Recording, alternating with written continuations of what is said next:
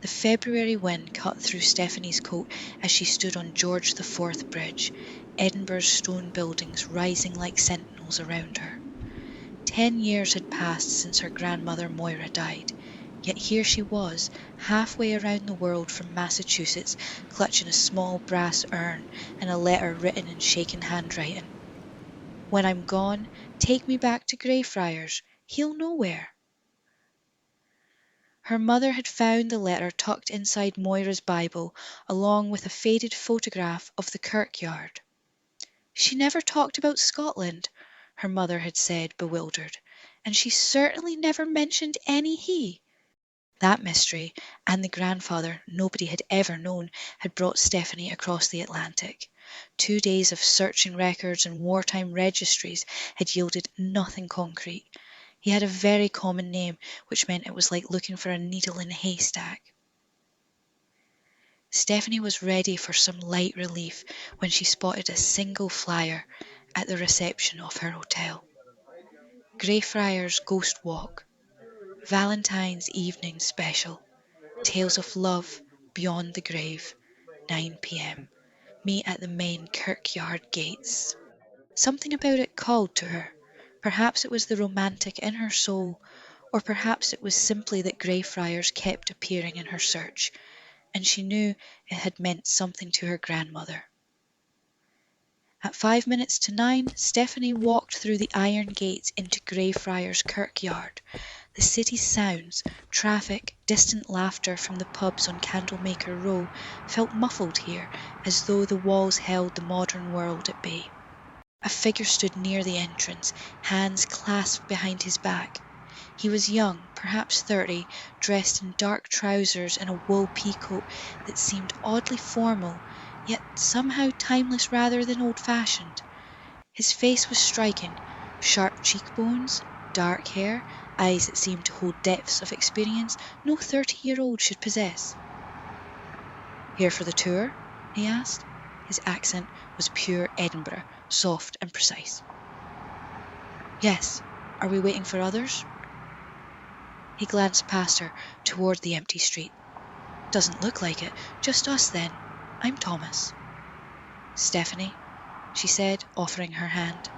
His grip was firm, but strangely cool, even through her glove. Thomas led her into the kirkyard's maze of monuments. Moonlight silvered the weathered stones, and their footsteps echoed on the frost-hardened path. He stopped at a table tomb, its surface so worn that its inscriptions were no longer legible. "Margaret Baxter," he said quietly, "died in childbirth along with her baby in 1685. Her devoted husband died of a broken heart 6 months later, buried right here next to her." Stephanie felt the story settle into her bones. Thomas moved on, weaving tales of devotion and loss, the merchant who built a mausoleum for his wife and was found dead inside it on their anniversary, the sisters who died on the same day, 50 years apart, buried in a single grave. But it was when they reached a quiet corner near the Flodden Wall, a medieval remnant of stone rising dark against the sky, that Thomas's voice changed. "Not all the stories here are marked with headstones," he said. "Some ghosts don't need graves." He gestured to the shadow of the wall. 1944. The war was raging. Edinburgh was full of soldiers preparing to ship out.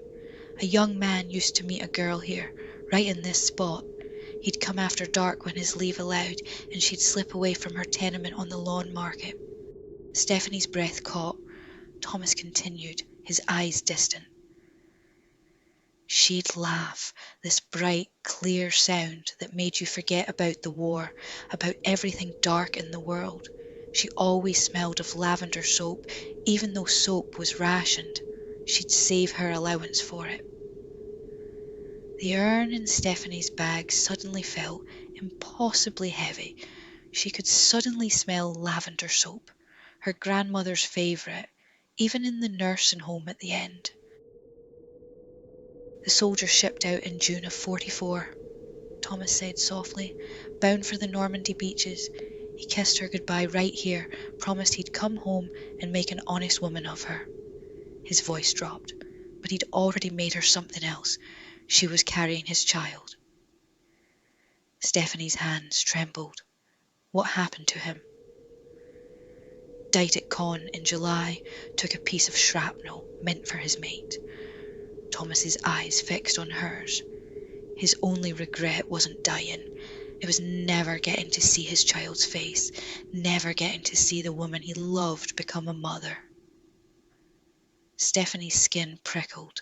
Something was wrong here, something impossible that her rational mind couldn't quite grasp. Thomas walked on, and she followed as if pulled by invisible thread. They reached an old stone bench tucked against the kirkyard wall, invisible from the main paths. This was their spot, Thomas said. He knelt, running his fingers along the stone. The night the telegram came, the night she learned he was dead, she ran here, sat on this stone and wept until she had nothing left. And in her grief, she dropped something. His fingers found a crevice in the stone. She was too heartbroken to look for it. I've been guarding it since. Stephanie knelt beside him. Her fingers found the gap, and she drew out something small and cold, a silver locket, tarnished black with age. Her hand shook as she opened it. On one side was a photograph she recognised from her grandmother's album, Moira at 19, beautiful and bright-eyed.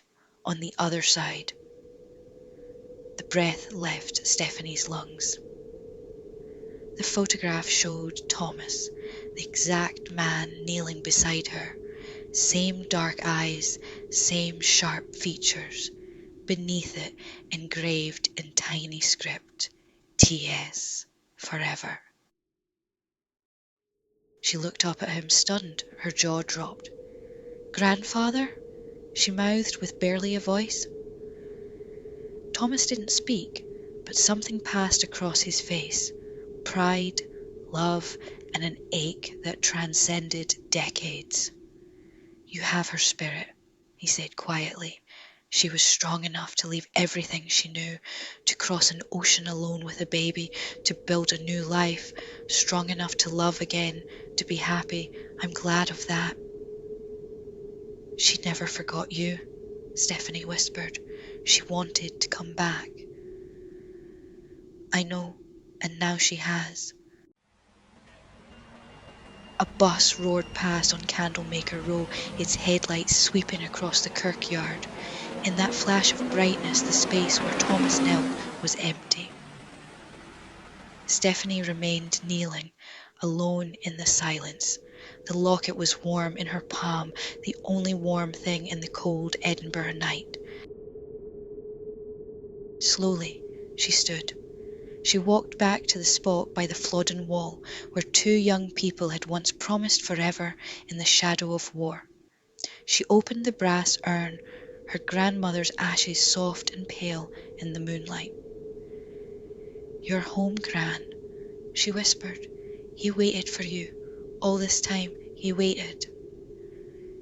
She scattered the ashes in the shelter of the ancient wall, where lavender soap had once mingled with tobacco and wool, where laughter had defied the darkness, where love had bloomed in the midst of death.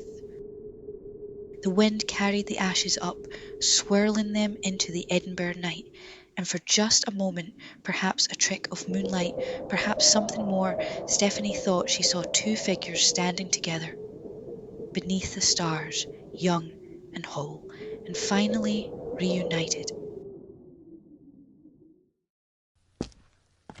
She tucked the locket into her pocket, next to her heart, and walked back through the kirkyard gates. Behind her, Greyfriars settled into stillness, guarding its stories, keeping its vigil over love that not even death could end.